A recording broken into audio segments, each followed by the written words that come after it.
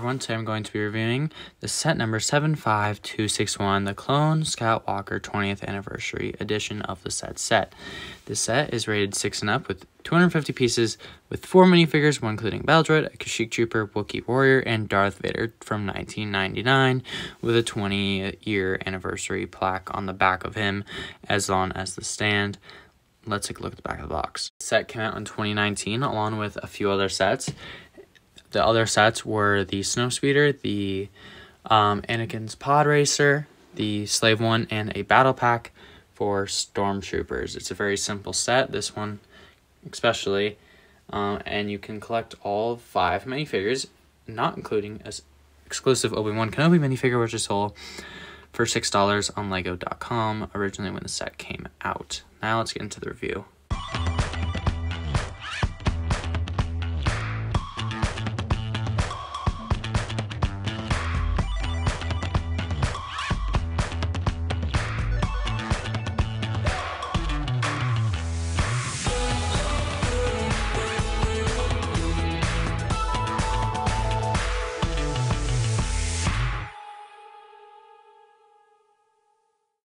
Look at everything, I wanted to look at the instruction booklet. You can see the 20-year anniversary logo on it, and you can see tons of logos. Every single page is going to have one for a while.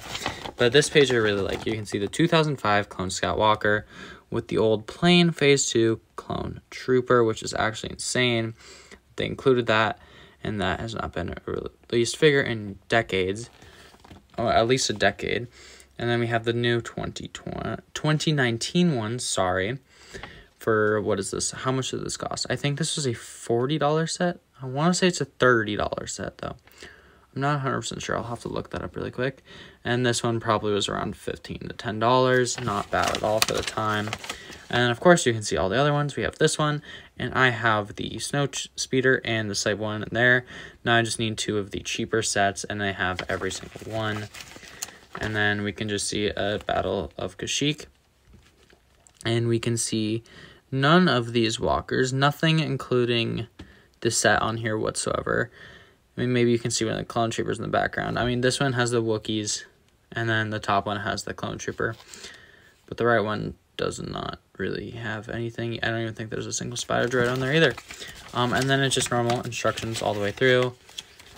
But then you can see the Darth Vader construction. It's very simple. And yeah, it's just normal constructions. But instead of showing the other 2019 sets from these waves, it shows the Resistance sets, which there were 2 of, and the action battle sets, and then the single set for Kylo Ren and Rey to battle in, which personally these waves were lousy and lazy and are the worst wave Lego has ever made. And I think this is January 2019 of wave of sets. It's the worst wave Lego's ever made, in my opinion. I don't know if there's a worse one. The minifigures from these are not horrendous. There's some decent ones. The Sky Trooper's amazing. Snow Trooper's decent. No Wayscape, which sucks. The Ewok's nice. Von Reg, the Red Trooper, is nice. The rest kind of are lame and boring. The droid's unique. But yeah, that's about the instruction booklet. Let's get into the set. The set itself has 4 minifigures, one including a battle droid. Then we have a Wookiee, which is probably one that was used in the Rebels line of sets, but still a very good minifigure. We have a Kashyyyk Clone Trooper, which is very good. My second in my collection. One was from a different set a few years ago, and I think it was from the same year as these. And last up for minifigures, we have the Darth Vader 20-year anniversary minifigure.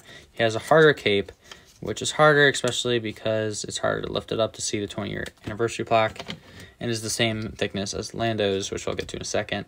And then he has the face print. Sadly, no chrome lightsaber or bubbly old school lightsaber. They just use the new ones. But yes, we can take the 2 minifigures that I have, Leia and Lando, and connect them to Darth Vader. Now we have 3 out of the 6. We were halfway there. The other 3 should be around $100, maybe a bit more to complete. I know Obi-Wan is around $15-20. The battle pack is around 50-ish, and then the other one is about 50, so it's a bit more than $100 to collect all of these left, and which is not bad. I would say don't start collecting these unless you really want them all. But unless you have the Slave 1, which would be a great reason to start picking some of these up, I think that'd be a great idea from their point on, because it's not that expensive. Just buy one every year, and it's not that bad. That's what I've been doing.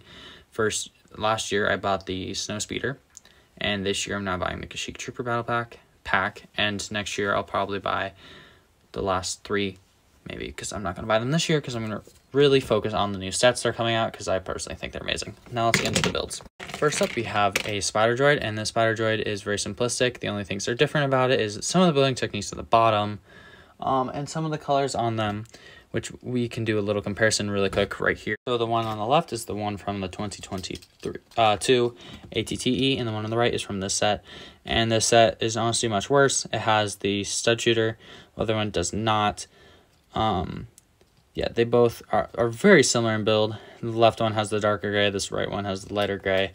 I personally like the lighter gray more, but the darker gray does blend in more, except for the random light gray, which is a little annoying. But overall, I do prefer the old one. The new one, just the color is a little better. Wish it was fully light gray. Next, we have a little Wookiee blockade, and this thing can fold all the way in or all the way out in many different orientations. But it's really meant to only fold out slightly at a little angle to show that it's a little blockade. And you can place your Wookiee minifigure if you take the gun off, and you can have him pretending to shoot the gun like so, and it looks fairly decent. Also, we have the walker, which is very similar to the 501st walker, which I'll show you in a second. The feet are really large on this one, and the cannon actually has a cannon, but it can swivel side to side, and that's it. It cannot go up and down without breaking the set. And then you can fit one minifigure, and you don't really have anywhere to place his weapon, but we can try to place it, because I see a spot where you might be able to. So you can sit him down. It's a huge fit. This is like 3 times at least oversized than what it really should be. My idea for this is just to place the blaster like in here, and you close it around. I mean, it works. It works fairly well. Now let's compare this to the 501st Battle Pack. The one on the 501st Battle Pack starts at around the same height. The feet are a bit smaller. The cannon is definitely much smaller, only having a stud shooter, and the body, torso, I guess, section is much considerably smaller to tone down that piece count. And the antenna is, again, much smaller on the 501st Battle Pack. And what we can do is sit down our 501st Trooper in the set, like so. And of course, these are older. This one's a bit older, so the legs pop down really simply, which kind of sucks. And this one actually has a spot to put the blaster. And side by side, I think they look really good, and it's a really cool addition. I wish they could just make a few more different variations, like a Coruscant one would be cool. I don't know if that's canon, but it still would be really cool. And just a few more of these would make a really nice addition. But still, they look really nice right next to each other. It'd be really cool for collectors. Thank you so much for watching this video. I'll see you all again soon, and goodbye.